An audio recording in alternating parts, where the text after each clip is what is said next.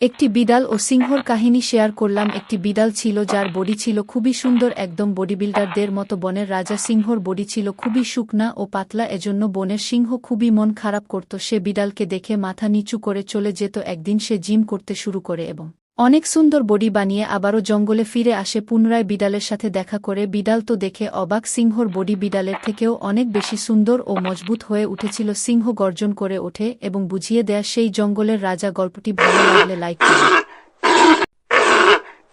আমরা প্রথমেই সিংহর body builder হওয়ার কাহিনীটা জানলাম, কিন্তু আমরা বিড়ালের বডি বিল্ডার হওয়ার কাহিনীটা জানি না, তাই জন্য আবারও তার কাহিনী তুলে ধরলাম। দেখে তোমাদের ও ভালো লাগবে। বিড়ালটা একই রকমভাবে সিংহের মতো ও অপমানিত হয়। হয়তো বিড়াল তাকে দেখে অপমান করে, কিন্তু বিড়ালকে সবাই মিলে অপমান করত, কারণ সে অনেক রোগা পাতলা ছিল। সে মনের দুঃখে শহরে যায় এবং জিম করে অনেক পরিশ্রম ও জিম করার ফলে সে একজন বডি বিল্ডার হয় এবং পরবর্তীতে সে জঙ্গলে ফিরে আসে আর প্রতিশোধ নেয়ার জন্য সে সিংহকে দেখে হাসে। যখন দুজন দুজনার গল্প জানতে পারে তখন দুইজন দুইজনার বন্ধু হয়ে যায়। এভাবেই গল্পটা এখানেই শেষ হয়। আশা করি তোমাদের ভাল লাগবে। এখানে অহংকার করলে হয়তো তারা দুইজনেই ধ্বংস হয়ে যেত, কিন্তু তারা বন্ধু হয়ে আরও বেশি শক্তিশালী হয়ে গেল। গল্পটি ভালো লাগলে লাইক করো।